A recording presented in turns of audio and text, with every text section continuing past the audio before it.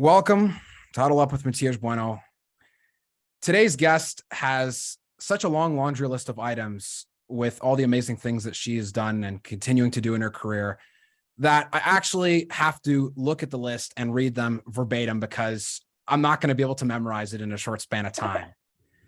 So the lead media operations at Qatar 2022, the FIFA World Cup, the biggest sporting events in the entire world, a story editor at TSN, Canada's sports leader, as many Canadian followers would know, social for the University of Toronto Varsity Blues, media for the University of Toronto Sports Business School, and also, as many would know, a very amazing and famous, continuously on the rise, TikTok creator, Emmy Curtis. Emmy, I'm really inspired and glad to have you on today because I think that the wealth of knowledge and the experiences you've been through in only a short span of time are of the utmost interest to any person who's trying to enter into the sports media industry. So welcome. Thank you so much. Yeah, I'm super pumped to be here. It's great to catch up with you again. How has life been moving back to Toronto? You went to Europe, you came back originally from the West Coast, a citizen of the Lower Mainland. Yep. So have things been going all right since returning to the Six?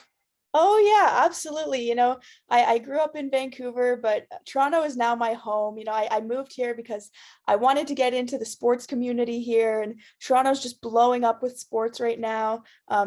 Just moved into a new apartment with my best friend, and so we're in a good place right now. We're in a good place. So you mentioned Toronto being the biggest place for sports. I want to know your thoughts on the Vancouver sports scene because people will always compare Toronto and Vancouver as cities, but when it comes to sports, there might be a bit of a different outlook. What are your thoughts? Yeah, I mean, sport is all about community, right? And so, we have our teams out there, but I think there's something about that Toronto sports community. I was talking with someone the other day about how, we might be bringing a WNBA team to Toronto and what are my thoughts on that? And I'm just like, I'm all here for it. I think that Toronto really unites around its sports teams. We had the big Raptors thing. And we just can really find that sense of community here in Toronto that I think we kind of just lack in Vancouver. But I think Vancouver's just a little bit behind. I think we're getting there. But I think Toronto's just really immersed in their teams, and we really thrive for anytime our teams do something big or something really cool. The WNBA in Toronto, as you mentioned, would probably be the next biggest thing that could happen in the city. Is there any timeline that's been speculated as to when that might manifest itself in the next little while? Obviously, franchises don't just spring up overnight. Totally. I mean, I really hope it's soon. I really think it's soon. I'm all here for it. There's going to be a WNBA exhibition game that's going to be hosted in Canada. That was just released this week. And so, you start to ask questions. Why would there be a WNBA exhibition game coming to Canada? Why would that happen? Well, Toronto has put a bid in to have a team. And so I think that expansion really needs to come across the border. What would you submit as a name for the WNBA franchise in Toronto? Oh, what a question. Okay. Maybe I don't know, there's something about like the lightning or something. Toronto really has those really cool lightning thunderstorms. Maybe we could tie that into it somehow. I think that would be super cool. Toronto Lightning, I don't know, that has like kind of a good vibe to it. I find that it can be kind of confusing if they follow the formula for many of the WNBA teams that try to do a spin-off of the NBA team's name with the Raptors, because there's not really I don't know, like what's a spin-off of a Raptor? Like dinosaurs, like Yeah. are all encompassing. I don't really know what they would do with. Yeah. That's kind of odd. I don't know. Like you can't really. Yeah, and I feel like it's time, like, the NBA is its thing, the WNBA is this thing. I think we just need to separate them, but like have these two really cool different fan bases. I feel like they don't always have to be connected. I think they can be celebrated, as their individual things. That's a great point. And as the WNBA finals continues, as we're recording, game 3 of the finals, it's all in the line. The Suns, if they don't win, then that's it. But the Aces with Becky Hammond at the helm, I'm surprised that they haven't won sooner, but it's really exciting to see an expansion franchise shoot to the top right away. I mean, it's the second time in Las Vegas, but the Aces have been a really exciting team so far this season. Yeah, I mean, I had a chance to see the Aces play in Vegas, and I'm telling you, like, the vibe of going to those WNBA games is really unbeatable. I think that people don't give them enough credit. They always just want to, oh, like, no, forget the WNBA, let's go to an NBA game. But the WNBA games, they really have these incredible fan bases that are super, super passionate. And I know, like, the Aces are playing the Sun right now, and it's all over my TikTok. But I think, like, once you do actually get into that WNBA community, you really do start to fall in love with it. What was was that game in Vegas? Was that your first time at a WNBA game? Yes, that was my first time. When I think that was last year, maybe. But yeah, it was my first time and I absolutely loved it. And I want to go back all the time. So I'd love if we had a team in Toronto. Yeah, the vibes in Toronto, I think, would be honestly super fantastic when you think about the city that's continuing to grow, and there's a market for it, and there's a lot of people that have continuously loved and are more invested in basketball, and the next thing up for Toronto would be a WNBA team. And when you consider how successful basketball is continuing to become in Canada, that would also solidify the country as more basketball oriented than I think some people would give it credit for. Yeah, well, totally. Especially, I don't know if you've heard of this, but there was just the Hoop Queens women's tournament that happened in Toronto. It was a summer league full of professional female basketball players, and it did really well. And for a tournament that, was run privately by, this incredible woman, the viewership was huge. The gyms were packed and the community was there, the fan base was there, the sponsors were there. And I think that just goes to show that if a tournament kind of that size for just a couple of weeks can do that well, I can't even imagine what a WNBA team could do in this city. I want to turn back the clock a little bit, as you've been heavily involved in the sports community in Toronto, originally from Vancouver. Growing up, what were some of your most memorable sports moments as a kid that inspired you to want to be in the position that you're in now? Yeah, I always say to people, they're like, "Oh, why do you want to be a sports reporter? Like, how did that start?" And for me, I grew up in a sports family. My dad, a huge sports fan, and that was like the way of bonding, my dad and I. We loved to watch all kinds of sports, hockey, football, whatever it was. And I just remember seeing Erin Andrews on the screen for the first time, watching NFL with my dad. And I saw her on TV and I was just like, wow. And I remember this moment because I looked at my dad and I said, "Dad, I'm going to be her." And since then, I've honestly never looked back. She still inspires me every single day. And that was just watching it on TV. That wasn't even a particular moment where I was at a game or whatever. I was just watching it on TV with my dad and was super inspired by the woman I saw on the other side of the screen. Erin Andrews has been a staple for NFL broadcasts for many years. And when you think about the ones who have laid the foundation, she's probably one of the first people that comes to mind when you think about inspiring women in sports, especially at the highest level, the biggest billion-dollar machine for sports in North America, the NFL, and Erin Andrews has been leading the way. Yeah, I mean, another woman I feel like who has really inspired me is Kayla Gray. Erin Andrews has been great to see in the NFL and in the States, but a more kind of specific person for me, from Canada, works in the same building as me on a daily basis, which I can't believe, is Kayla Gray. And I think, between all the things she's done for women and for the community, while raising a family too, is really incredible. And so I've also really looked up to her, more specifically in Canada, but the two of them are there. It's pretty equal. When you mentioned Kayla Gray's name, one of the first thing that comes to mind was when the Raptors played. I can't remember who the opponent was, but they had the all-women broadcast for the first time. It was in March of last year, I believe. And Kate Burness was there, Savannah Hamilton. And Yep. that was, I remember watching that and knowing like these women all do fantastic work. And to think about, you mentioned that moment of seeing Erin Andrews as a kid, like imagine what that night did, the seed it planted for girls, and think about 10 years into the future from now.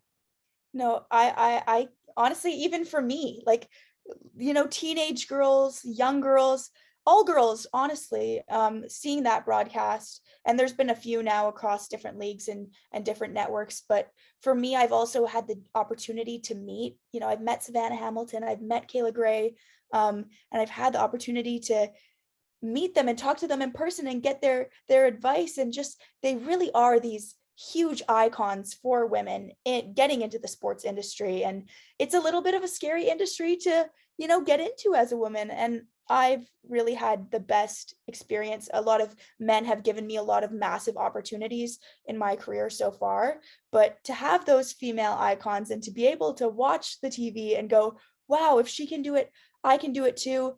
That, and that's just coming from me. I can't even imagine what the next generation of girls can feel about watching them on TV right now. What has inspired your level of confidence with the work that you do and the different things you've been able to achieve in, again, such a relatively short span of time? Yeah, I feel like, my mom always had really good positions in work, always taking on different leadership roles, was very involved in my community. And so I've also really looked up to my mom in terms of, what it looks like to chase after a career. And so networking to me is very important. And I think, I started off doing broadcasting club in my high school. And I can tell you right now, like when I rewatch those demos, I go, wow, that was horrible. Like that was honestly horrible. And it's so funny. And it's probably the same for a lot of us. We look back and we're like, wow, what was happening? But you start somewhere, you have to start somewhere. And slowly, you grow and grow and you get these different opportunities.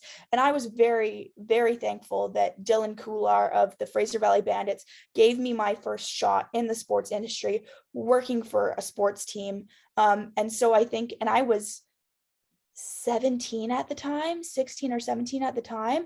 And so to be offered to help out with a team of that size at such a young age really does boost your confidence. And I think just from there, it just kept, the more opportunities I would get and the more networking opportunities I would get, the more my confidence just grew along the way. What have been some of the most important lessons that you've learned since you first worked on the scene with the Bandits? Well, I feel like one thing, and the league speaks for itself, is, we don't know what tomorrow holds, but as long as, you keep working hard, you keep, staying dedicated to your craft. I mean, the CEBL, I think, has just grown massively in the couple of years it's been running. I was working with the Bandits in their inaugural season, and I've got to watch the progression of the league. And I just can't believe, like, the last 2 years I've been, living in Toronto, and I didn't really have the time to work with the league. But my first 2 years with the league, it was so cool. And I was like, this has to blow up. And I just think with the hard work and the dedication, it's the same with people, whether it's a league, it's a person, it's a career, with those kind of traits and that kind of work ethic, you can go far. The Bandits just announced the other day that they've rebranded to Vancouver instead of Fraser Valley. As I know, oftentimes people who live in the Fraser Valley rebrand when people ask where they're from outside of BC. Where are you from? I'm from Vancouver, and not Yeah. Abbotsford or Chilliwack. But all jokes aside, Vancouver now having a professional basketball team, again, officially, What does it mean for the sport of basketball in beautiful British Columbia? I mean, I honestly think it's huge, and from a behind the scenes perspective, there was always rumblings of, are the Bandits going to be the Vancouver Bandits? Are they going to stay in the Fraser Valley? And they changed from Abbotsford to Langley, and I was like, oh well, they're going to stay in Langley now. Like they've got the LEC, it's this big thing. And then this year they came out and they said, no, we're doing Vancouver, and I was like, wow, this is crazy. And I was a basketball player growing up, all through high school. And I can say that the basketball community in BC is huge. And so it might not be as big as Ontario, but it goes back to that like original question where what's the difference? I think that Vancouver's just a little bit behind, and we just need that kind of kickstart. And so I really hope the Bandits can go into beautiful Vancouver. It's really the best, and just make an impact, and that can be Vancouver's team. And I really think that they can do it. It's a shame that the city was not able to retain the Vancouver Grizzlies 20 years ago. And I remember talking with some friends and people when I lived out there who said, oh, like the nightlife sucked and the Grizzlies, like they'll never get an NBA team again. But I think that this proves that the city would beg to differ when it comes to still a very good quality professional basketball residing in the city. Totally. I mean, some of our teams don't have the best past, our poor Canucks, we haven't won a Stanley Cup yet, but the fans are there. They really are. And like I said, I think the Bandits can hopefully just come in. They are doing so well. I mean, there's a reason why we went from Abbotsford to Langley to Vancouver. It's because there's more and more people are craving that product. And so I'm really hoping the Bandits can go out there, make an impact, and the community can get around it. The city of Vancouver has been long awaiting a championship. Vancouver Canucks, who I know that you're a pretty big fan of, have unfortunately stumbled in the Stanley Cup a few times, and really to the dismay of many Canadians. I know some people would disagree and they only want to see their Canadian team win, but I don't know. I would have to disagree there. I think it's important to see a Canadian team win a Stanley Cup again. Oh, definitely. I'm waiting for it every year. Every year I'm like, come on. Like last year, I'm not even gonna lie. Like I love my Canucks. I really do. But I was like, go Flames. Honestly, I was just waiting for a Canadian team to finally take that cup. Now, when you look at the teams, a lot of those rosters, are majority Canadians, but I just want the satisfaction of having a Canadian team win that cup. And hopefully the Canucks, hopefully soon. Have you ever been to a Canucks game before? Oh yeah, love those games for sure. What's the most memorable Canucks game you've been to? Oh, okay. Well, this is a great story. I have been a diehard Kevin Bieksa fan since I was little. Just loved the guy. Absolutely loved him. And for my birthday one year, my dad took me to a Canucks game and I did the full getup. I'm talking the face paint. I had a massive like blue and green like clown outfit on and the jersey. Like I went full out. I don't know where it came from, but the passion was there. And one of my good family friends is Dan Murphy, who covers the Canucks. And my dad like secretly was texting him and he's like, setting this like big surprise up for me. And then after the game, I got taken out into the tunnel with Dan and with my dad, and I got to meet Kevin Bieksa. And it's one of those moments that I just totally remember as being a Canucks fan. He signed my jersey and it's just this incredible moment. That has to be that. I don't think you can top that really. Maybe you're going to have to hold on to that photo when you end up actually meeting him, covering the team or the league some way, somehow, because those full circle moments are second to none. And I think that makes it even sweeter when you get to the end of the 360. Totally. And I can't believe, when I saw him on the broadcast, in the broadcast booth, I was like, this is crazy. Like, it's really, I hope that I can have that full circle moment with him one day, to sit at that desk and be on the show. And maybe it'll be one of those times where they like flash up that terrible 13-year-old Emmy Curtis with Kevin Bieksa and the whole, national television can laugh at it. But yeah, it really is hopefully going to be a full circle moment for me in the future. Your content on TikTok has been outstanding, growing a following of over 23,000 people and counting.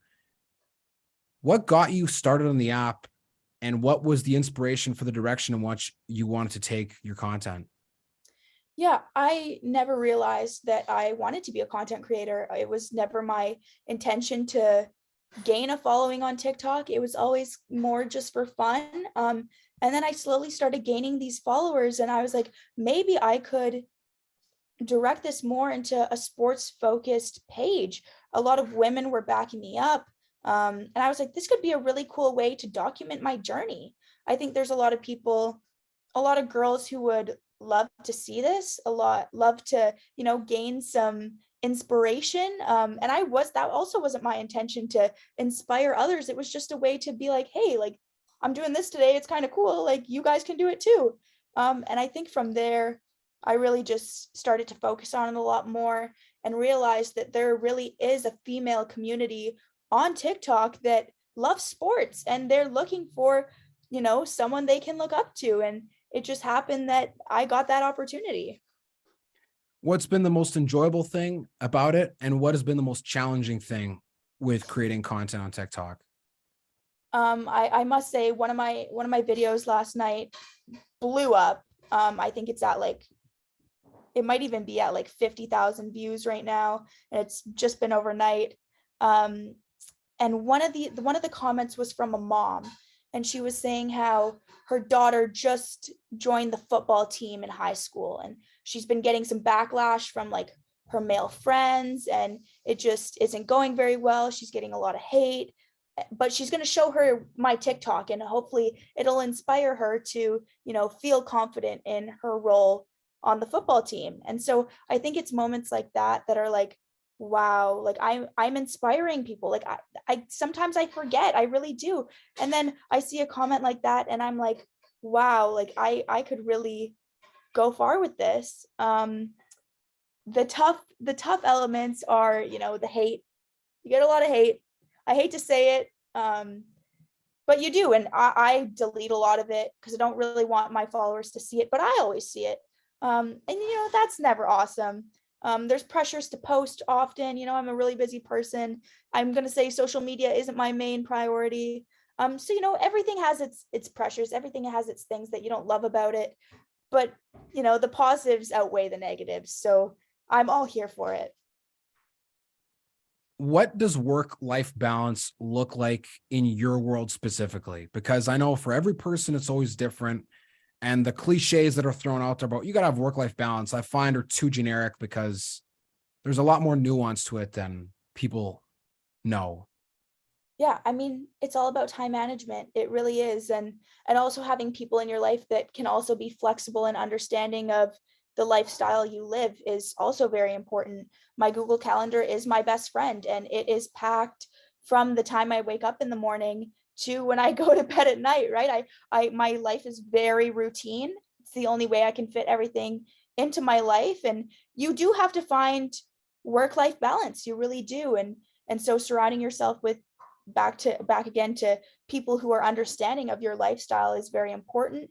Even just with, I'm in school right now and I have class every day, and trying to balance that while working a job and having all these extracurriculars is really tough. And so I do find that talking to people and communicating, especially to my professors, saying, hey, this is my life, it's really crazy. I'm a hard worker and I will work hard in our class, but I do have a busy schedule and it might not always be perfect for, what you want. And so as long as you communicate that and you have people around you who are okay with that, then you can find that good balance. With school, you've had the opportunity to work with the University of Toronto Sports Business School in particular, as well as do social media for the Varsity Blues. What has the experience been like at U of T in the last few years? It's been awesome. My plan was to go to Syracuse. It was this big, I'd envisioned it since I was really little. It was my dream. And I got the scholarship and I thought I was going. And it was just my whole life. I was Syracuse, Syracuse, Syracuse. And then some things didn't fall through.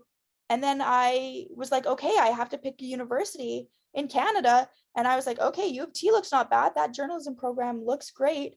And it was my backup plan. And at first I was like, wow, I don't know, like I'm so sad. I wanted to go to Syracuse. And now I'm like, it was the best decision I ever made.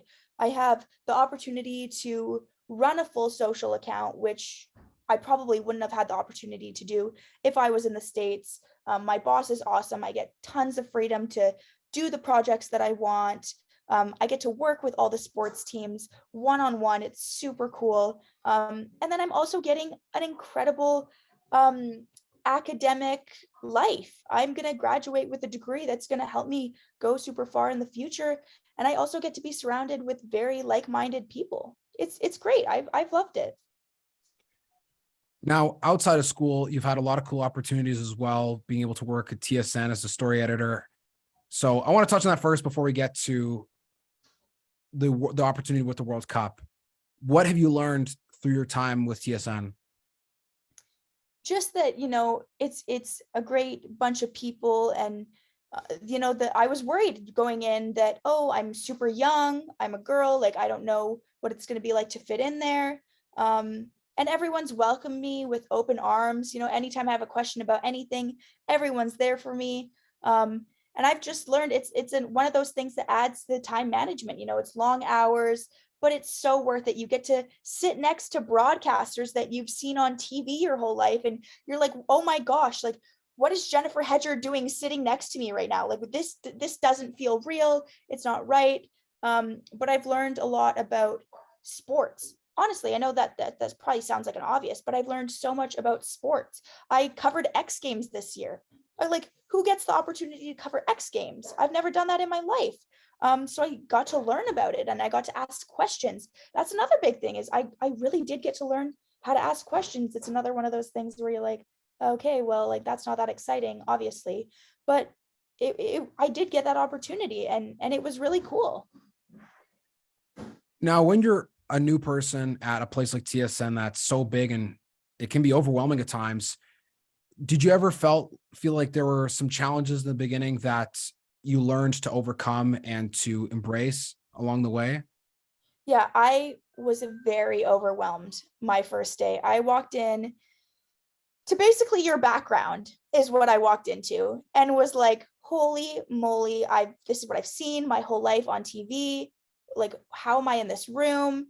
People who I've looked up to my whole life are in this, you know, 10 feet within me. This is just too much. My brain can't handle this.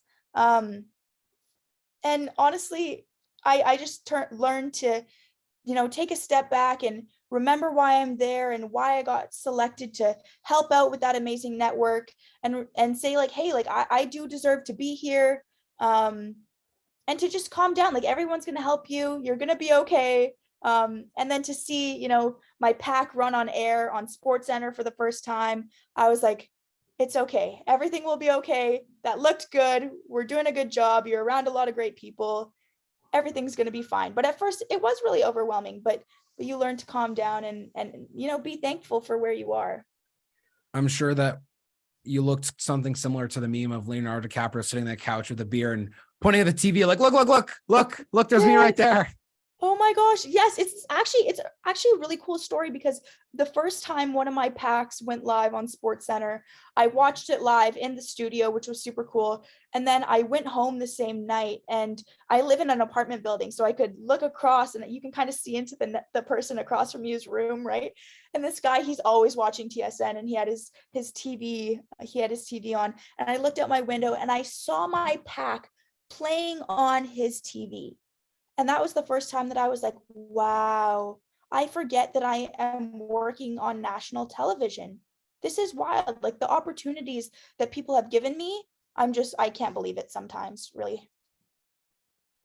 It is really crazy when you think about where you've started and then where you are right now. And sometimes when you're along a journey like the one that you're on, your perspective adjusts based on the expectations you have. So being at a place like TSN can sometimes for some people lose its luster. And then eventually what happens is you don't really take in where you are. But then when you have those moments, it really opens your eyes to the impact that you're really having. Oh, totally. I mean, for me, I've wanted to work at TSN since I knew I wanted to be a broadcaster. And so to walk into work every day and to see the big TSN sign on the outside of the building, for me, it never gets old. It really doesn't. And I've only been working there for, less than a year, but I can't see the place getting old. I can't. I walk into the newsroom on a daily basis and I get to watch sports for a living. And it's just the coolest thing ever. And so how I see it is, maybe I'll get bored of this story editing job at some point in my life. And that just means that it's time to keep moving on to another position within the company. I've loved it. It's the most rewarding job ever. Now, to talk about the opportunity you got recently, which is only one that people usually dream of, to be a media ops lead at the FIFA World Cup in Qatar in November. Talk a bit about how the opportunity came about and what this opportunity means for you. Yeah, I mean, I was in shock when I got the email. And it's a bunch of things that, added up to like get this position. But I remember when I first moved to Toronto, I was seeing posts on Instagram saying that the men's national team was doing really well and there was going to be qualifying matches for the World Cup in Ontario, and like, Ontario, you better be ready. And I was like, this is so cool. Like, I have to get involved somehow.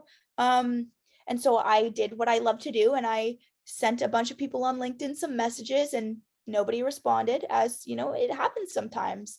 And I was like, no, I'm not going to let this take me down. Like, I have to help out somehow.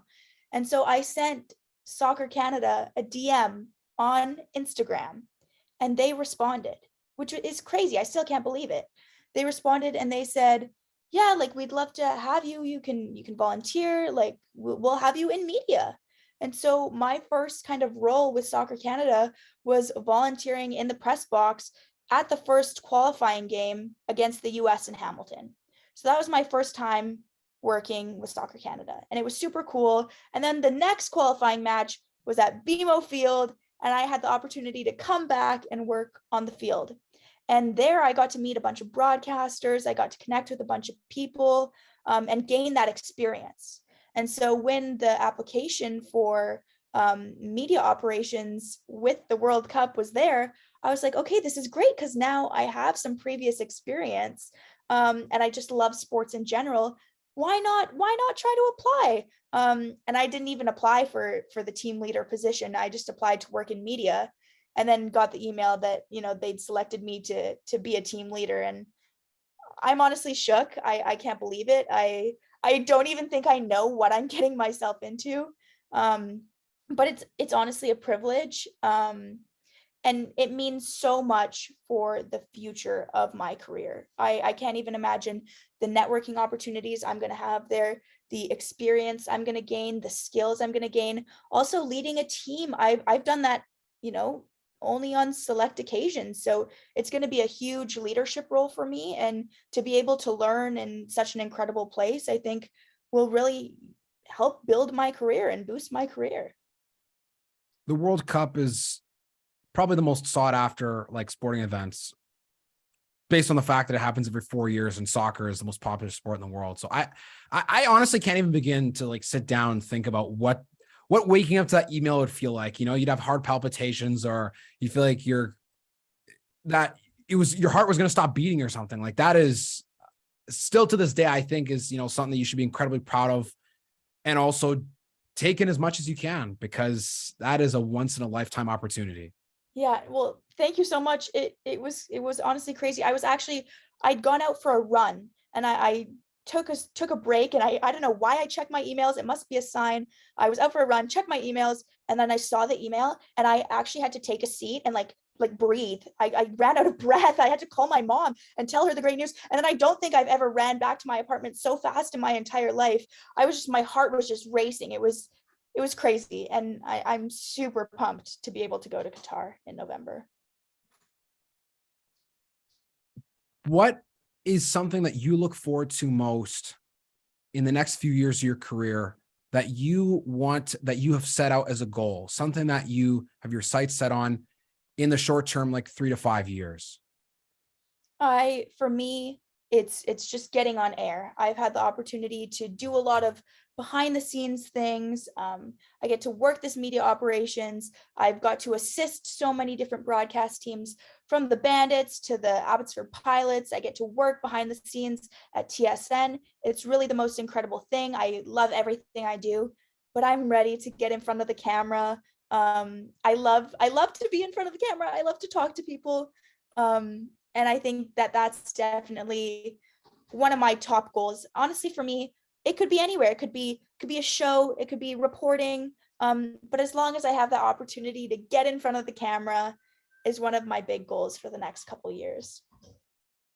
You mentioned Erin Andrews was someone that inspired you to know that you want to be like her. Would you say that that still is your ultimate goal when it comes to your career? The ultimate goal. Like if I had the opportunity to work a Super Bowl, that's the top of all my dream boards. Is, like, who doesn't want that? It's the coolest thing ever. It's the event of the year. So if I got to broadcast a Super Bowl, that's the top of all my goals for me in terms of my career. Are you an avid football fan or someone that watches football regularly, or not as much as other sports? I would say I am a huge hockey fan, but I do try to follow football as much as I can. I'm a Seahawks fan. We've had some unfortunate things happen recently. We had, Russell Wilson came back the other day. We took the win though. We took the win, guys. But that was kind of hard on me. But I love sports. I love football. I love it all. I'll watch it all. I could spend all day watching it. So, Emmy, we are getting towards the end of our time. So I did want to ask you a handful more questions to have a little bit more fun before we part. Okay. What is maybe an unpopular opinion that you have in sports that you're absolutely willing to die on the hill for? Jordan is better than LeBron. You can't fight me on it. Jordan is MVP. He's the GOAT. I don't care what anyone else has to say. I don't care if that makes me, not open to other people's opinions. Jordan over LeBron any day of the week. I would also argue that his shoes are nicer than LeBron's too. So you can't really, he's got all the categories. I agree. See, we're already on the same page. Most memorable championship game that you've watched in sports in your life? Ooh, that's tough. I mean, I think it would have to be the Raptors. I think that would be a lot of people's answer to the question, but it really is. It hits kind of home for me. It's a Canadian team. And I just remember watching it on TV and being like, wow, because I've had the Canucks and they haven't done so well since I've been alive. We had that little year in, was it 2011, I believe, 2011. But that was as close as it's come for me. And so to see the Raptors, see a Canadian team win was really just incredible. In your opinion, who are the top 5 greatest female athletes of all time? Okay. Maybe not in any particular order, because you want to make sure to get the 5 in. Yeah. I would say definitely Serena Williams is on the she can take number 1. Simone Biles, I think, is incredible. Who else would I put up there? That's only 2. There's so many going through my mind. Lindsey Vonn, I've heard, she would go up there for sure. I'm trying to get super diverse here. Ronda Rousey, is that, or am I at 4? Yeah, that'd be 4, yeah. Who else? I feel like I need a basketball player. Kia Nurse. That would be my 5 for sure. Yeah, Kia Nurse comes from a great tradition of sports in her family, and has made quite the great career in broadcasting as well, working on TSN. She's definitely someone who I think is a great inspiration, and has done super well in on the court and off the court in the last few years. Totally, totally. Yeah, no, she's really inspired me. And I love it when the athletes can, or they can go from being athletes to being on air. I think that's super cool. That's definitely a winning combo. And I love her content. Favorite sports movie? Ooh, love, there's a few. Come on. I love The Blind Side. Concussion is a great movie. Um, I feel like it would be a battle between those two for sure. Who do you think would be your favorite person to interview if you had a chance to sit down and interview any athlete, any sport, doesn't matter? Who would it be? This one is always the top of my dream boards, and it's not very common, but it would be Chase Claypool. He grew up in the same town as me, Abbotsford, British Columbia. Shout out. I remember sitting in the same gym as him in high school, watching basketball. He was always around, and everyone kind of knew, like, oh, this guy's going to be like a really cool athlete, but no one had any idea he was going to make it to the NFL and be what he is now. And so I think it would be super cool for like an Abbotsford pro athlete to and then an Abbotsford reporter. And I just feel like that would be the most iconic interview ever. And so hopefully we can make that happen one day. It's funny you mentioned Chase Claypool. I remember when I was playing football in Vancouver Island in 2015, and there were some guys who were saying, oh, our high school lost. We got upset in the first round of the playoffs. Barsby usually does always really well, but we lost to some team from Abbotsford. I was like, oh, what happened? Like, they have this guy on the team named Chase Claypool. He's going to go to the CFL for sure. I can guarantee you that. And I was like, really? That's interesting. Sure enough, a few years later, I remember seeing his name floating around on social media in Notre Dame. And when I saw going to the NFL, and I was like, I remember where I was the first time someone told me that he was going to become an amazing football player. So it's no surprise that he is one of Abbotsford's finest, maybe besides yourself. Oh, thank you. No, he's there. He's above me still. It's crazy to see him though, because he was a basketball player and I was a basketball player. That's how I knew him. And everyone was like, "Oh, this guy's gonna go play at Notre Dame. He's gonna be a basketball player. It's gonna be super cool." And when he picked football, I was like, "What is he doing? Like, this doesn't make sense. I've known you as a basketball player." And I was like, "He's gonna wreck his chances at having a pro career." Like, this was going on in my mind. And so he's proved me way wrong, and I'm glad he did. He could be like the Canadian version of Antonio Gates, who even took it a step further, played college basketball, never played one down in college football, goes on to be a future Hall of Fame tight end. Like, Incredible. It's incredible. Emmy, with that, I want to thank you so much for having me on today's episode. It was fantastic getting to chat and to know more about your career, the different things that you've done, and what has inspired you to begin on this journey and continue on this journey. And I want to acknowledge you for the success that you've had so far and wish you the best as you go forward in your career. And also in November, being able to see the World Cup in person, that will be super, super incredible. Thank you so much for having me. I had the best time. Thank you for listening to today's episode with sports broadcaster Emmy Curtis.